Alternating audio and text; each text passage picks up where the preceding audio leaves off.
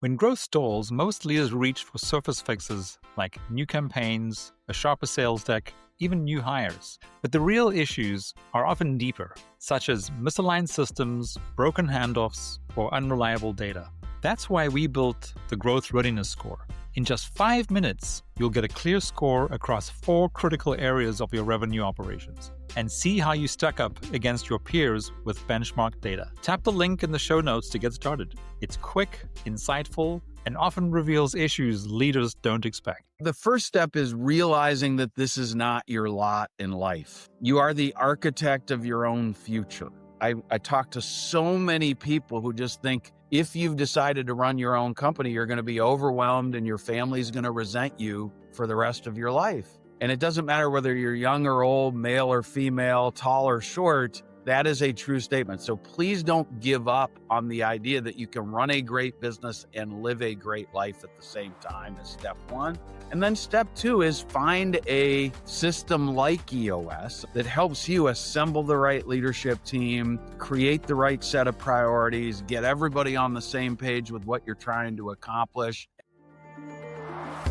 You're listening to RevOps Champions, a podcast created for B2B leaders to help you align your people, streamline your processes, trust your data, and leverage technology in order to grow your business.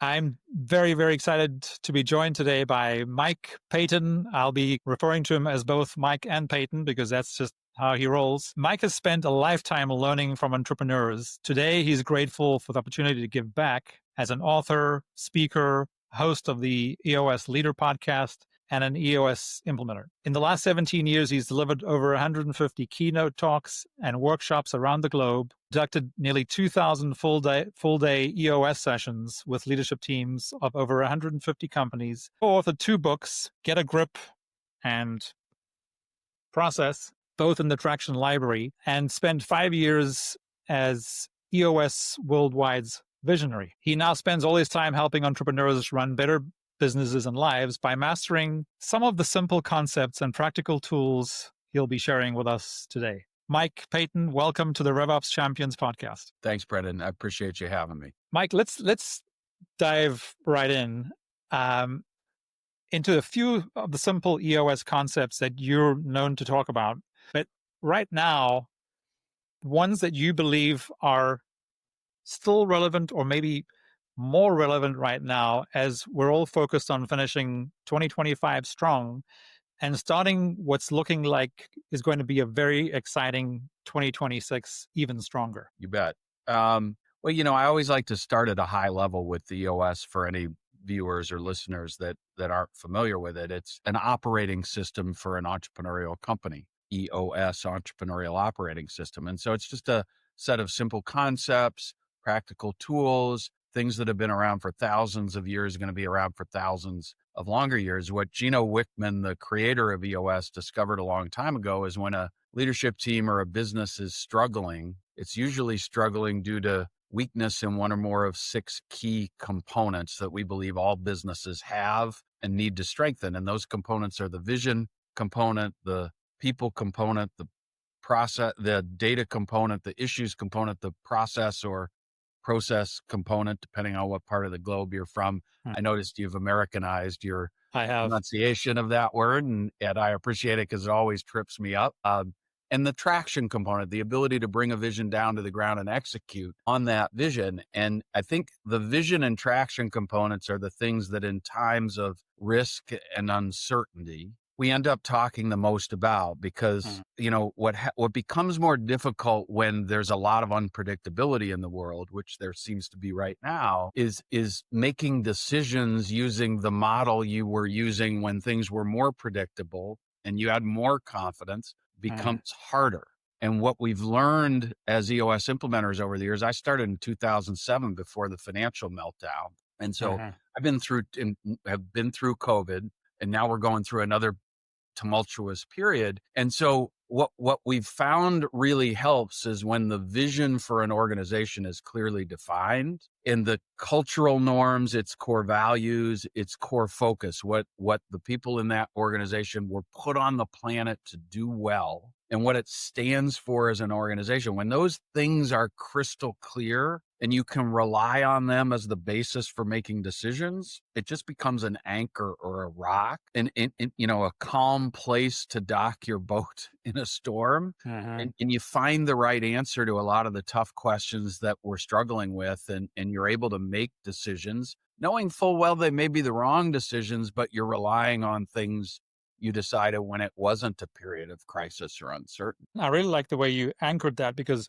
so in our day-to-day at Dynamico, in the work that we do, and on this RevOps Champions podcast, we talk a lot about, so the for us, the 4 pillars of revenue operations are people, process, data, and technology. So you might recognize the first 3, and it was a great reminder when you were sort of talking about the 6 components of EOS, with starting with vision and ending with traction. And we focus heavily on the people, process, and data components in between. And it often throws businesses off when they come to us, because they typically coming to us to set up a new CRM or to make some changes or updates to their CRM, and so they're coming to us for the technology component, and we're like, great, let's see how we can figure this out. Do you all feel good and aligned with as far as your people are concerned? Then we move on to the processes, and we're typically talking more with customer facing teams. So your marketing process, your sales process, your customer service process, and then and then we talk about the data that across each of those and how that feeds up to the mothership. Like what are the scorecard metrics, or in this case, the data that you're tracking that each of these teams are accountable for. And it often throws a lot of people off. It's like, well, why do you need to know all that when we just want a CRM, Yeah. So and I'd love to get your sort of take on this, because you've done this many, many times. You've been in this room 2,000 times with over 150 clients. And I know systems often become an issue. And so when you're discussing issues, systems are, and of course, and I think this is part of this tumultuous time. Often they're getting blamed for problems caused by other things too, or they're looked to as the solution to a problem that really isn't solvable by the system. Correct. That's for sure true. And again, as we've learned, and we were there. So when we started using EOS in 2014, thanks to you and an event that was put on by Bridgewater Bank, who happens to be our bank, at the Marriott Southwest. And yep, one of the original traction days in Minnesota. That was a lot of fun. Yeah, and you were awesome, and I guess awesome enough to get us hooked. That's good to hear. But since then, whenever we've learned, but for those, to your point, those who aren't quite as familiar, I would say probably 3/4 of the people that we work with do run on EOS. But for those who are less familiar, whenever you were just alluding to the issues or the problems that come up, and one of the first lessons we learned, especially if we're working with an implementer, which I highly recommend, is okay, is this a process issue? Start with the process. Is there something wrong with the process? Or a people issue, or a lack of data issues. Sometimes, the sales funnel and the sales op function is full of so many potential root causes. It's not even funny. Right. Right. And, that was the part of the world I grew up in. In fact, little known fact here, I was running sales and marketing for a sales and service training company in Columbus, Ohio, when Salesforce.com first started marketing itself. And I'm calling it Salesforce.com because that's what they called themselves back in the day. Right. This is so long ago that their logo was actually the word software with the Ghostbusters symbol over the top of it. That's how old I am. Just so everybody's clear. Right. And so, I actually think the vision component is critically important to a successful sales function. Like who are we as an organization at the core, and what do we love to do and are best at, and who's our target market client? Like what kind of organization or person is a perfect fit for the value proposition we've cobbled together in this organization? When I talk about those things being an anchor to the way you make decisions and implement software and change processes, I think it's critically important to have the context provided by the vision component to do your best work. If people don't know why you're supposed to hand deliver a proposal to your client a couple of days before the RFP deadline, if they don't understand the context for that, then they're sitting there thinking, well, everybody else is emailing it at the last minute. Why don't I do that? That's not fair. Right. So all of these, one of the things that your viewers and listeners need to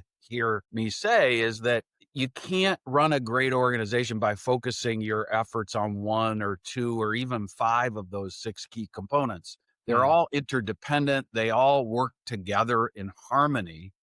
Right. To strengthen the way your business is able to consistently execute. And systems is in those six key components. I suppose if there were seven components, technology might be the seventh component, or systems or infrastructure or whatever you want to call it.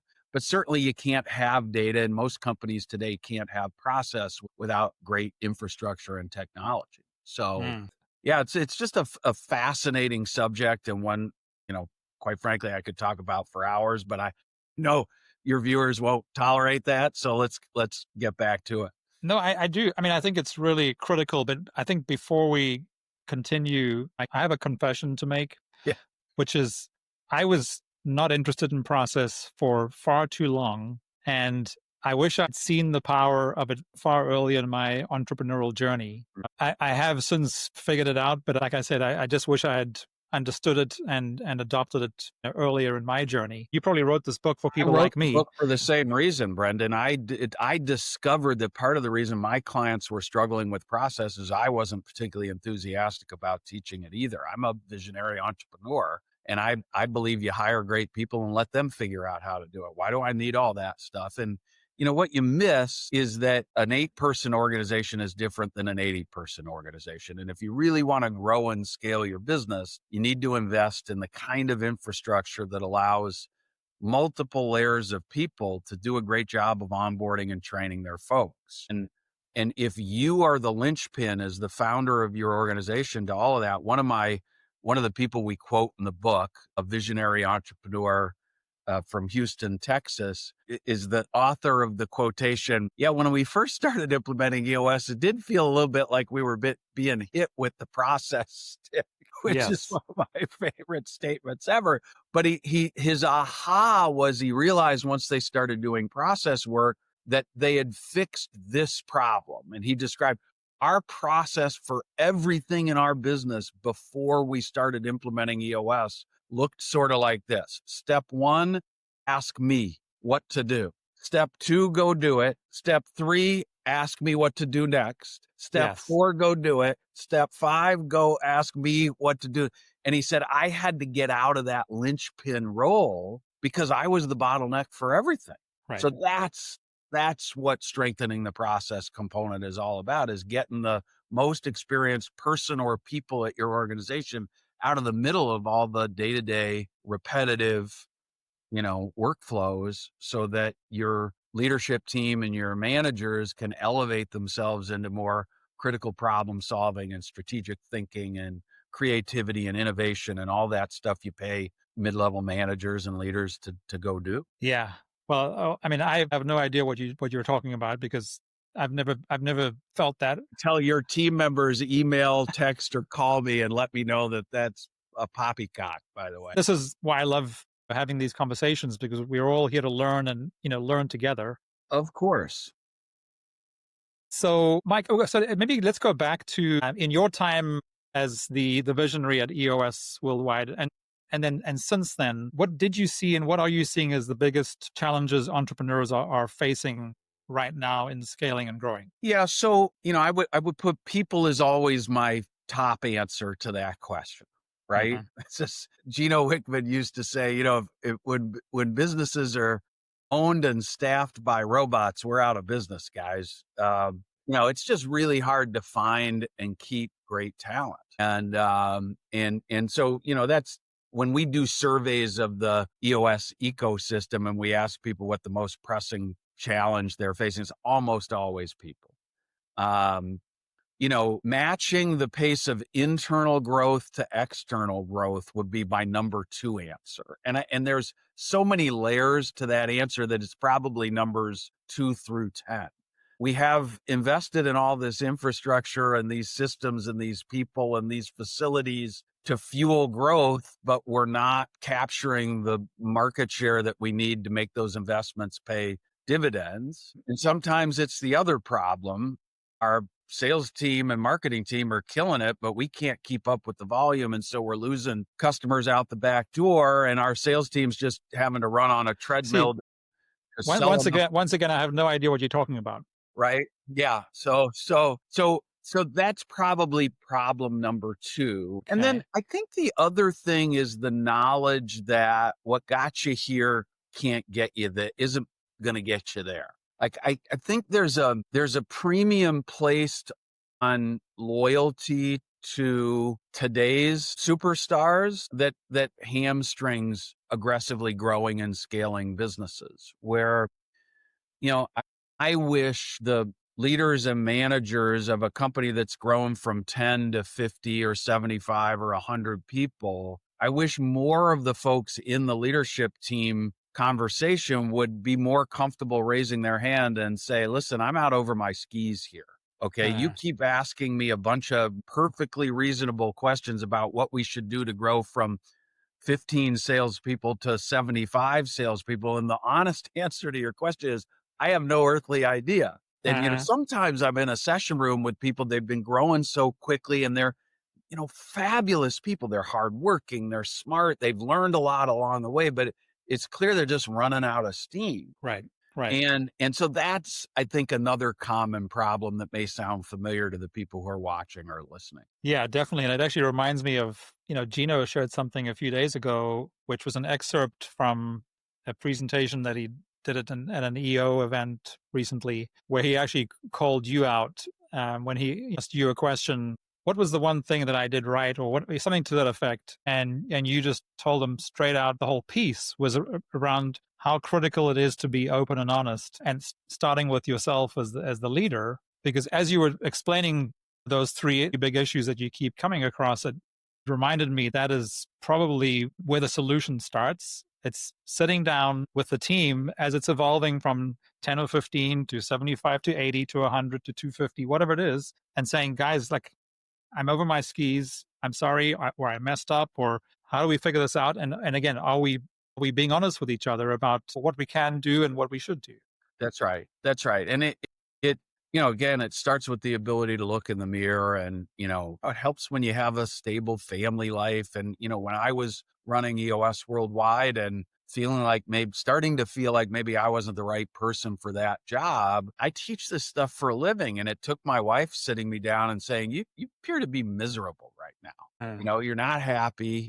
You're working around the clock. You keep saying things are going to get better after this, that, or the other thing, and they're not. And so, it's a tough thing to do when you're passionate about the organization that you're a leader of or a manager at, and you believe in your own ability to continue developing. It is hard to raise your hand and say, hey, I might be the issue here. Mm-hmm. And, part of life's journey is learning how to do that. Yeah. So, and in those 3 issues that you talked about, Mark O'Donnell wrote the book around people.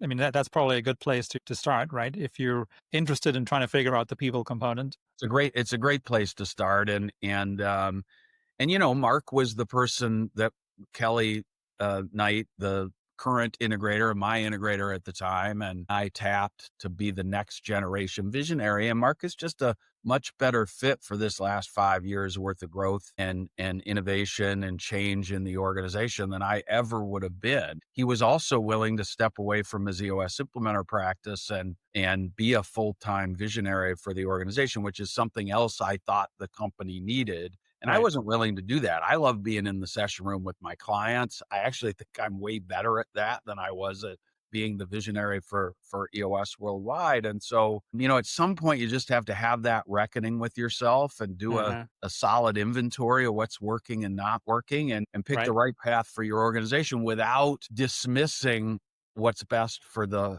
organization and your family and all the other stakeholders involved. Well, and not to mention yourself. Correct. Yeah. Correct. I'm a happy, content person doing what I'm doing now. And I'm a big fan of the leadership team at EOS worldwide and rooting for our organization and our community to continue growing and thriving. But I much prefer doing it as a professional EOS implementer than I would enjoy it trying to run the show, for sure. Yeah. I mean, it reminds me of this sort of, we all want a bigger and better future, but it's different for each of us, right? I mean, your definition of success is different to mine. And what that ideal big future looks like is going to be different for me than it might be for you, right? Yeah. And I want to come back to this open and honest thing for a second. I need to say this out loud. Nobody shows up to a conversation with a colleague or a direct report or a supervisor, manager, leader wanting to not say what's on their mind. Okay. Nobody has the intention to not tell the truth or not be fully transparent. Like, I rarely see that. Every once in a while, there's a sociopath on a leadership team somewhere, but it's the rare exception. The truth of the matter is we mistake kindness with meanness, right? Like with avoiding meanness. Okay. We view constructive feedback and honest communication as somehow not nice or not kind. Yeah. Okay. And so this comes from a great place. We care deeply. We care deeply about the people around us. And if you've grown an entrepreneurial company, I mean, it is like every bad movie about entrepreneurship ever. Like, it's a war room environment and people are super committed, and rarely are folks working 40 hours and going home and living a full life outside the business and so on and so forth. And so you get really, really close and really, really connected. And the idea of letting one another down or making someone feel badly because you're observing that they're struggling in something feels like you're doing something wrong. Yeah. And that's where the motivation to not be fully open and honest is. And the switch I'm trying to flip when I'm helping leadership teams process through this inevitable human condition is, if I want to be a superstar in my organization and you're not honest with me about the gaps between what the company needs and where I'm performing, there is no way I'm capable of becoming a superstar. So step one of me knowing I've got a ladder to climb is you helping me locate the ladder. And that's the motivation I want people to employ when they're being brutally open and honest with one another, not because they don't care, but precisely because they do care. Yeah. Yeah. So, I mean, a lot of what you just said, sounds very similar to, Kim Scott's, sort of 100%. Yeah. Huge fan of radical candor. It's exactly the right tenor of demonstrate that you genuinely care, and B, brutal openness and honesty, and an even measure of praise and constructive feedback, right? Yes. Like, again, the easy people issues to resolve are the ones where somebody doesn't share the company's core values or fit its culture and aren't great at their job. Those are not things most leaders lay in bed awake at night worrying about. It's when one of the things is true, but the other one isn't. Those are the conversations we're avoiding. And that's where you got to lean into the radical candor for sure. Right. And I guess, from a leadership perspective, which of course fits squarely into the people component, that starts with how you recruit to hire, that the team and set the rules in the beginning, right? Again, another lesson I guess I'm still learning, but I wish I'd learned earlier. Well, this was a conversation I had with my client yesterday, who's been running on EOS for a long time, was about not starting to use the core values and the people analyzer and a tool we teach called GWC for gets it, wants it, capacity to do it. Not starting to use that a year into somebody's tenure at your organization. How about if we hire with those tools? How about if we're clear up front that our expectations are you got to consistently exhibit these 3 to 7 core values, and you got to be good at these 5 roles in your seat, and we're going to evaluate you on this criteria. And if you feel comfortable that those 2 things are going to be true, and we feel comfortable those 2 things are going to be true, we're probably going to extend an offer. And if you feel you can meet those expectations, please accept the offer. But if not, don't. And what I've seen with my clients, they're really good at that up front, is like a week in to a brand new person starting at the organization. If you've had that very forthright conversation and you notice gaps between what you'd hope for from somebody new and the way they're performing, you'll have a comfortable conversation right away. But if you weren't that clear, you have a tendency to watch and wonder, and maybe you take notes and populate their file and you're saving up commentary for their first performance review. Yeah. And then by then the problem is festered and it doesn't. And so I just, one of the things we preach is just early and often positive and constructive feedback, please. Yeah. Which of course is one of the reasons, from our revenue operations perspective, it's people, process, data, technology, Yep. because there's very little we can do to impact the people component, which includes, for us, the way we talk about it is vision and leadership and, good, recruiting and hiring and onboarding practices and all that kind of stuff. Like I said, when our clients are on EOS and they're using all the tools you just mentioned, then, it definitely is easier. But again, we're seeing we're often seeing these issues in real time, and a lot of them we cannot help them with, which is Right. frustrating, but it is what it is. That's right. So, Mike, the 2080 approach to process. I know. Do you ever get sick about talking about that? No, Okay. not anymore. So for the folks listening who might not be familiar, because we're talking a little about process now. This was like a big breakthrough for me, was the 2080 process.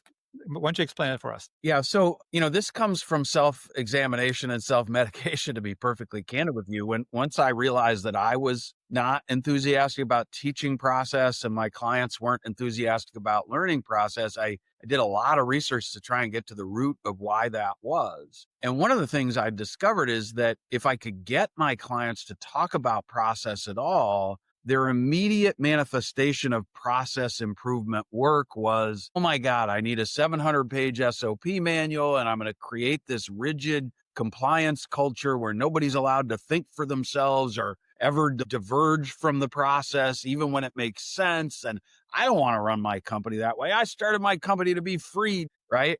And so that's what motivated this entire book, was helping people understand that there are a lot of misnomers in that viewpoint around process work. And that, what we're focused on is helping people take a high level 2080 approach to process work. In some cases, it's just to get started. Okay. In other cases, I've got clients who have just done the 2080 work. They do 20% of the work. They get 80% of the results that you would get from a process documentation, simplification, and maybe improvement initiative. And that's all they need. And they're happy as clams and they don't have to do anything more. In other situations, I have clients start with a 2080 approach and then add more detail and rigor and discipline as they go forward. But the 2080 approach just says, let's only document processes that are dyed in the wool, need to happen every day, should be done this way every time. We don't need people making up their own way of making a bed in a hotel if we own a hotel company. Okay. There should be a process that's efficient, effective, and produces a consistent result, whether you're in Punxsutawney or Toronto. Okay. Right.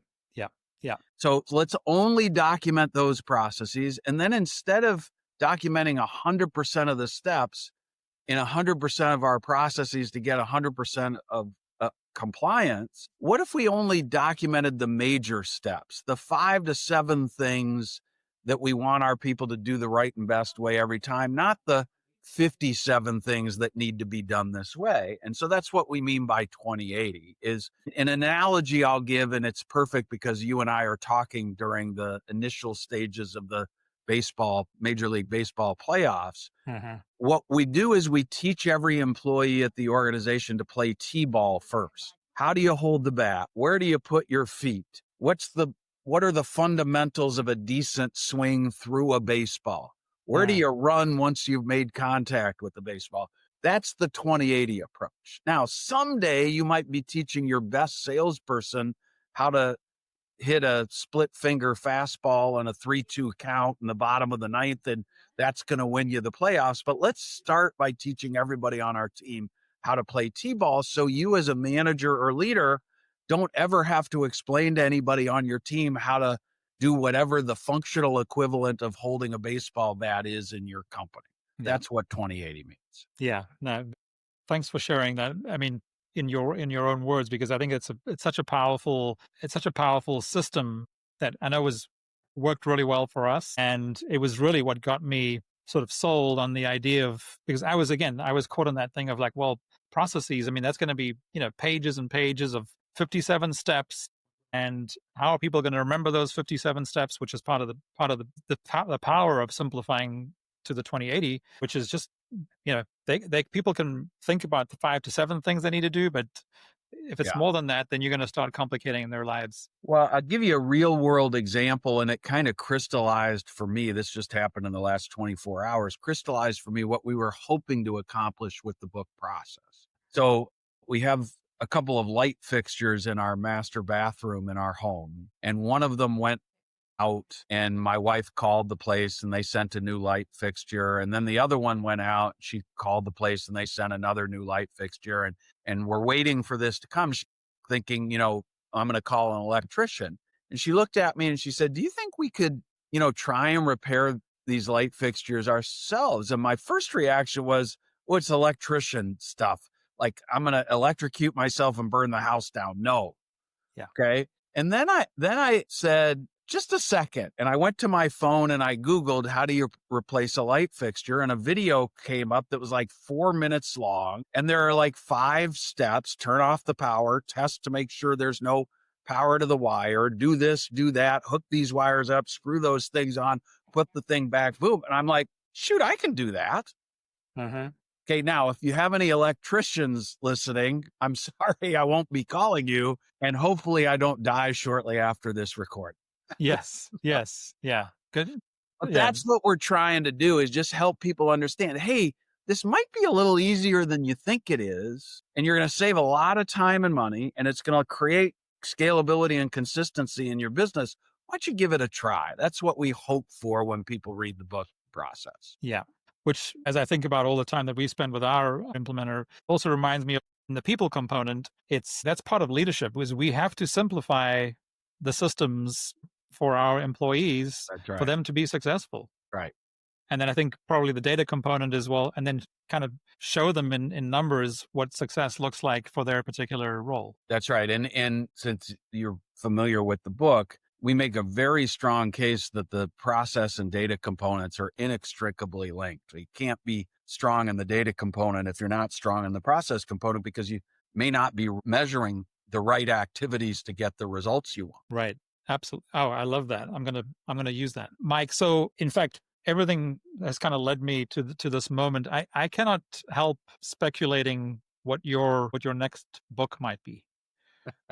Any chance you want to share what you're working on? Yeah, actually, I've got a couple of thoughts. I'm formulating some outlines around the topic of alignment and why it's so valuable and so rare from a business book standpoint. And then another dirty little secret, God, you've gotten me to be, this is like a true confessions conversation. I'm also a huge fan of fiction. And so I've got a couple of fiction series that I've started outlining, and oh, interesting. I like the creative process, and I loved writing Get a Grip, because creating characters and weaving characters in and out of drama to a conclusion is kind of a fun experiment. So those are the 2 things on my plate. But to be honest with you, those are sidelights to what I love doing every day, which is helping entrepreneurs get what they want from their businesses. I just love my life as an EOS implementer. I'm in the middle of probably the fullest year of session work and talks and workshops that I've had in the 17 years I've been doing this. That's awesome. Congratulations. I will slow down someday, but when you love the work you do and you love the people you get to do it with, it's just really fun to get up every day and have at it. Yeah, well, because you wouldn't be the first person to say that it doesn't really feel like work, right? Because Correct. you're just doing what you love to do. Correct. But if you see our friends at Bridgewater Bank, please tell them when I'm in the room with them, it does feel like work. I'm already getting enough flack from them about what I get paid. So it's just got to feel like work. Okay, I'll send Jerry a text and yeah. Cool. Mike, so the reason I was asking, I was been wondering about this because you ended the previous question by ending up with the correlation between process and data, which again, like I said, we see every day, and we cannot do our job from a systems perspective without alignment in process and data. But there's something else going on right now, which I know you're aware of, and we're acutely aware of, which is how processes and data are going to be impacted in a way we've never thought about. And maybe even Gino didn't think about this from the beginning either, of how, because we're already doing it in our own business, and we're starting to advise our clients on how to incorporate AI agents and assistants into their processes, which of course then also impact their data. And there are already some interesting things floating around the ether on how do you manage. So we know we're talking about managing people who run the processes, but who knows how to manage agents, AI agents? Yeah, I think there's going to be a lot of discovery happening. I mean, I even the smartest, most cutting edge people developing the tools, my sense is, are learning surprising lessons along the way, which is what's so fun and exciting about innovation. Right. Maybe a little scary to people who aren't in the thick of it. I've already seen you can use an AI chatbot to create a draft process for you, and then you have to go personalize it, right? Like, absolutely. Yep. You need to understand, none of you started your businesses to be generic providers of an average service. So when you ask technology to mine all the data and content that exists out there and come up with a process for, making an ice cream cone when there's a customer standing in front of you at that counter with 30 flavors of ice cream in it, it's going to be a generic average process. And so if you want to run a great business, you can start there. But step 2 is, how do we make it rich and full and better and uniquely ours? Yeah. And so hopefully, Gino, for years, long before AI was anything more than a scientific fantasy, Gino would always say, hey, technology is an accelerant, not the be all end all. Yeah. Right. Absolutely. And so you've got to be clear on what technology is an accelerant of, and make sure you're harnessing it for that outcome, rather than just letting the technology do the work itself, is kind of the way I'm approaching it. And again, I'm also prepared to be wrong about that, because I'm by no means an expert on the subject. No, I mean, and I think that's spot on. And I think we've had many other smart people in addition to yourself on this show, and who, again, have run and scaled very successful businesses or departments within companies. One of the, I guess, most common pieces of advice that they give is, because we're trying to figure out how do you match your processes and your data to the technology that we're trying to implement and create a system for you that just happens to be your revenue engine. But they all say the same thing, which is, if you cannot map your processes manually, like on a whiteboard or whatever you use, and understand what needs to happen from one process and the handoff to the next process, et cetera, and then what the data is that is the outcome of that process, if there is one, then don't even be thinking about technology. But of course, shiny object syndrome, again, another thing that I have, is a real thing. And I think you mentioned this very early on, is that, a lot of businesses go in thinking that if they buy the software, that it's going to solve their process and data issues. But in fact, it accelerates chaos instead of accelerating something. Well, I think what a lot of people on process work and system integration, what you're really doing is you're changing habits of a lot of longtime folks who have a track record of being successful with their old habits. Yeah. Okay. So if you're not, again, this is one of those situations where it's really important to focus on the context. So that's what a CRM implementation is. It's a concerted effort to change and improve habits of people who are not even aware and or really would rather not change habits. Right. Right. Yeah. Yeah. And Absolutely. so you better be changing the habits to a process that you're confident is going to get them immediately better results, or the natural fear of adoption we have when confronted with something like a process initiative or a CRM implementation will just get worse every day. And I have seen in my 17-year career as an EOS implementer, a lot of change initiatives fail specifically because the proponents of those initiatives underestimated the amount of non-intentional pushback they were going to get from their people around habit change. It is the single biggest contributor, again, depending on which way you look at it. So one of the biggest reasons that implementations of any technology aren't successful is because they aren't adopted. And the reason that they aren't adopted is because the change management and the training but most importantly, explaining to people why we're doing this and how their lives and our business is going to be better because of it was often missing, right? Yeah, well, one of my favorite analogies is having a treadmill in your basement doesn't fix anything. Using the treadmill in your basement does. Yes. So you decide. Yeah.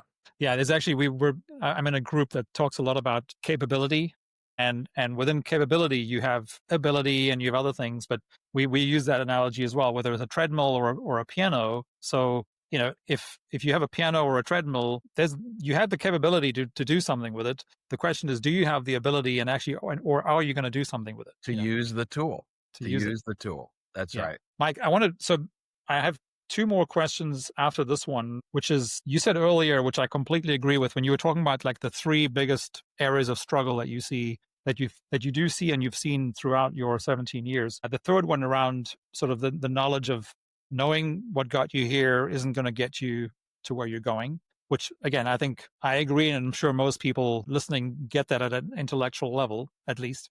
But do you ever see the flip side of that where you have people say, oh, well, we tried that last year or 2 years ago and it didn't work, so we don't think it's going to work now?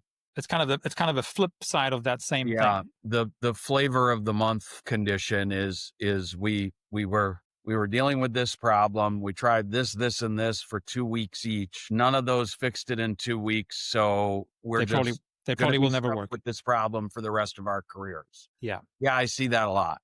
Yeah. I see that a lot. And, one of the things we encourage when we're implementing EOS and solving issues, facilitating the solving of issues with our leadership teams, is we encourage leadership teams to take a shot. Like, failing fast is a superpower. If you're stuck and there are 3 things you could do, there's also a 4th option.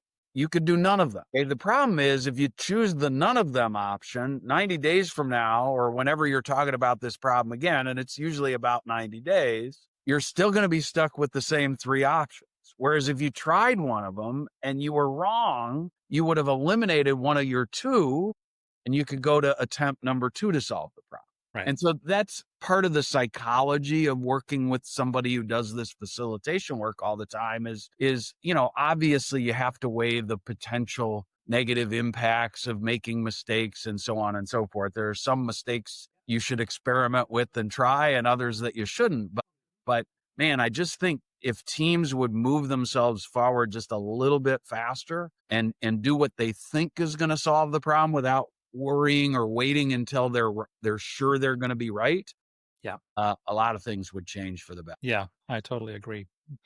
Yeah, that's a really good way to put it. So, Mike, as we sort of start wrapping up here, for the leaders listening who feel their business is running them instead of the other way around, asking for a friend, what is the first step you recommend in taking back control?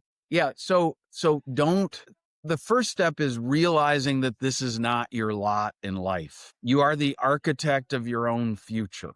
Okay. I talk to so many people who just think if you've decided to run your own company, you're going to be overwhelmed and your family's going to resent you for the rest of your life. And it doesn't matter whether you're young or old, male or female, tall or short. That is a true statement. So please don't give up on the idea that you can run a great business and live a great life at the same time as step 1.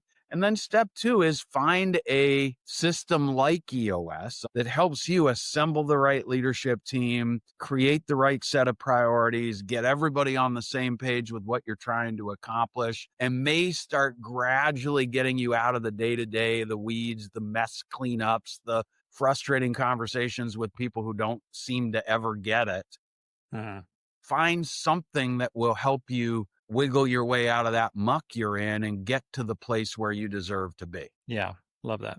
Really, really good. Mike, and then to wrap up, assuming I don't think of anything else next. So looking ahead, what excites you most about the future of, I think entrepreneurship in general, but then maybe also EOS? Yeah, I think that I've become more and more clear that the thing that is going to make a big difference in this country, and I think around the globe, isn't big governments and big corporations. It's good, hardworking people who have an idea or a passion for something and are willing to do the hard work of assembling a great team of people that they take great care of and want to serve their customers well. I mean, I think entrepreneurship is going to become more and more important in the future of the world, that access to things like technology and AI and systems and infrastructure and knowledge is expanding at such an exponential rate that it's actually going to even the playing field with the big players that used to kind of dominate all of that stuff. So that's what excites me. And as far as EOS goes, I mean, we've just gone through a bit of a change or transition in our organization that the new leadership team is calling back to the basics. We're getting back to focusing on, attracting and supporting the world's greatest business coaches and facilitators, professional EOS implementers. We've got 850 of us around the world that are doing this work, and we're adding more every quarter. And we've gotten back to just helping people understand how to purely implement EOS in their business with or without the aid of a professional EOS implementer. And I think that focus is going to really serve the organization, our community of implementers, and the end users of EOS really. Really good. Mike, as you were talking about that, so I know that sort of, at least in the sort of 11 years that we've been doing EOS, the sort of the language is great for companies of between 10 and 150 people. Would you say that's still true today? Even though, I mean, I know that there are companies that are far greater than 250 that still run on EOS. Yeah. How do you answer that question?